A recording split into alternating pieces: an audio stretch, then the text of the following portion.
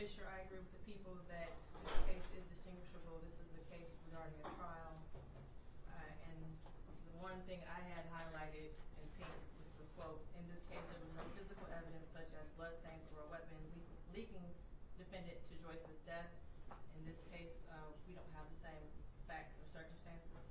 I do agree this is a circumstantial case, and circumstantial evidence is sufficient for a bind-over and even conviction. Today is January 9th, 2025, exactly 1 year, from the day Naziah Harris disappeared. Before I get into the charges, and the main charge of premeditated first-degree murder, I have to speak on Naziah Harris and the community who failed her. And I'm only presented with certain evidence. I don't know the whole story. The attorneys know more than me, the family knows more than me, but from what I have heard over the last 4 days and 5 days total, is that several people failed her. I don't know where her mother is. I don't know anything other than that she was forced to live in a home where she was not protected or given the adequate attention and love. I don't know where her father is. I don't have any mention of him in her life, no presence. To Cordell, aka King, and all the men who saw Jarvis Butts hanging out and always around these young girls, including Naziah, and his 9-year-old daughter going up to the shop to clean up his shop.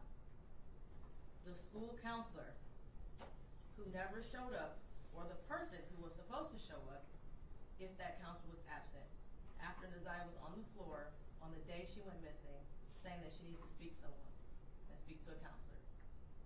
There's no mention of CPS, but I wonder what their involvement was over the years, because this was not just a 1-year thing. There are text messages at least from 2022.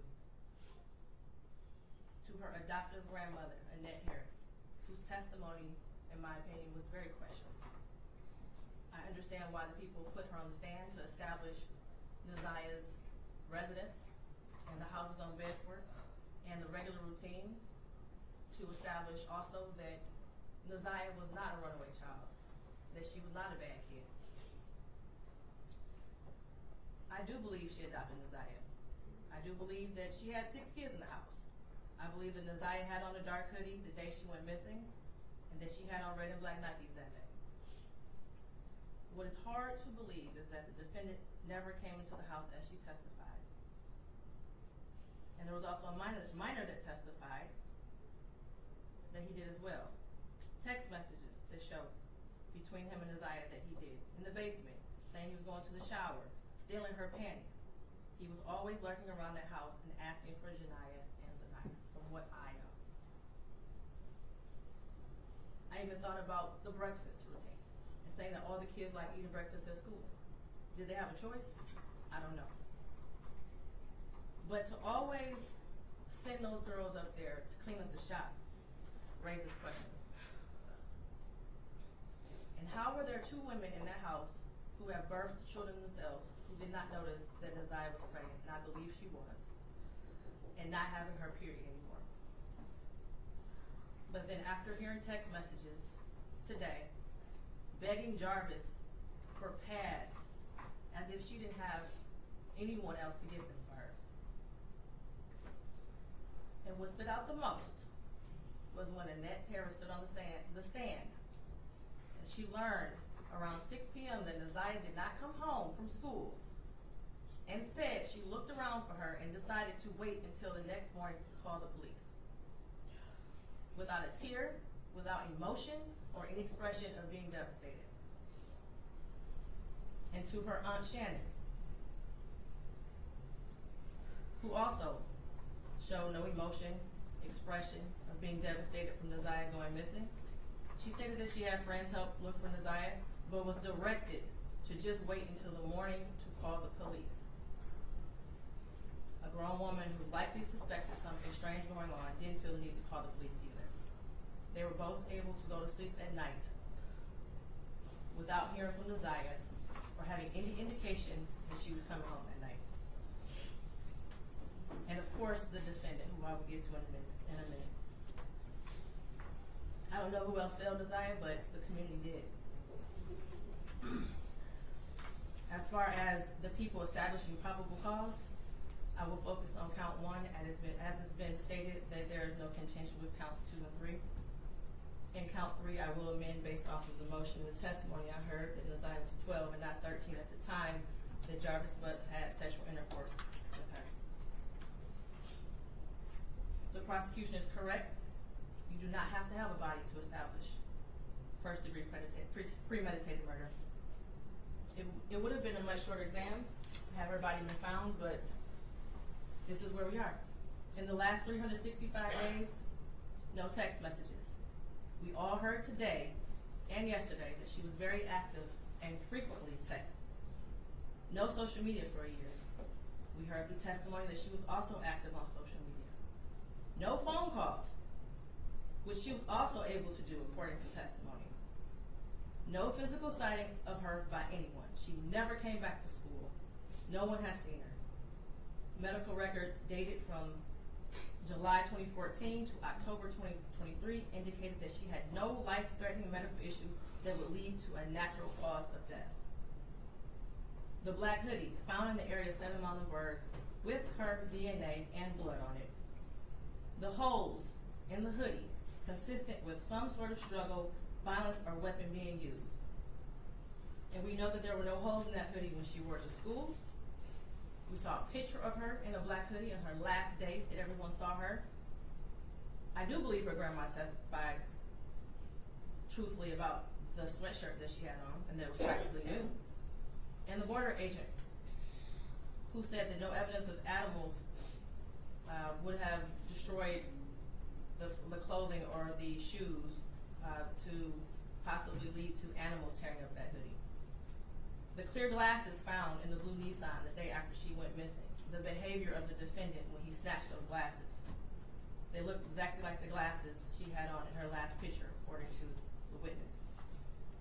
The shoes that her brother described as the same shoes that were found also in the area of 7 Muhlenberg near the hoodie. While this is still probable cause, the evidence all points to Jarvis Butts. His locations, him being seen with her last, the abortion searches, the abrupt silence between the two of them in text messages, and the constant lies he told throughout the entire investigation. And they were proven to be lies with text messages and other testimony.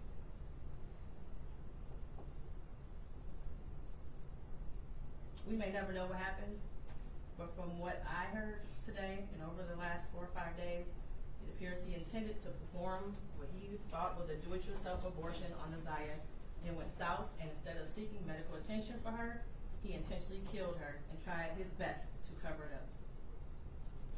As much as I want her to be alive today, there is at least probable cause to show and believe that she is dead and that she was murdered by Jarvis Butts. Mr. Butts, stand up. You've been sitting over there for 4 days with your head down, hidden between and behind your attorneys, with your mask on, and taking vigorous notes. I want you to pay attention and listen to everything I have to say. I have been trying to figure out for the last 5 days, you.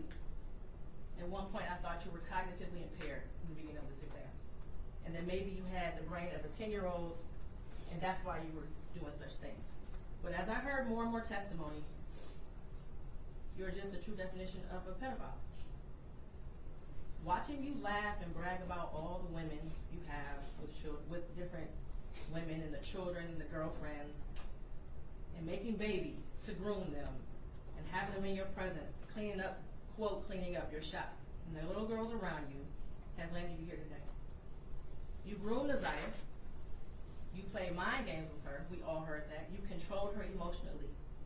She was exposed to so much at such a young age. The text messages between you two were disgusting to hear. And to think that she had you saved in her phone as a babe for life. Neziah deserves so much more. And while I mentioned other people that failed her, Jarvis Butts, you were the monster in this whole picture. She did deserve love from her parents and everyone who was in her life. She was ignored. She was neglected, and you took complete advantage of that. She wanted someone to love her, and she will never know what that feels like. Your children deserve more.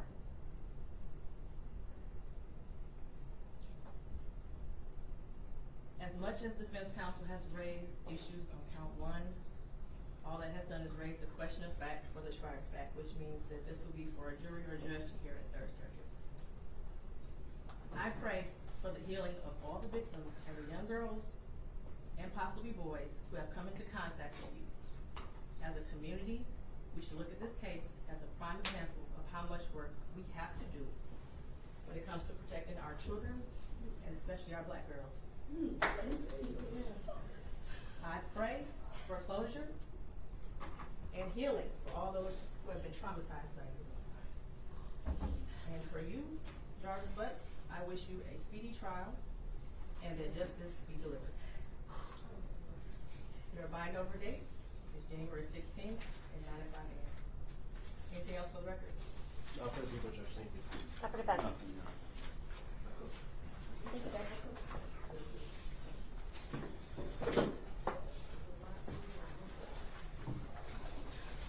Do the right thing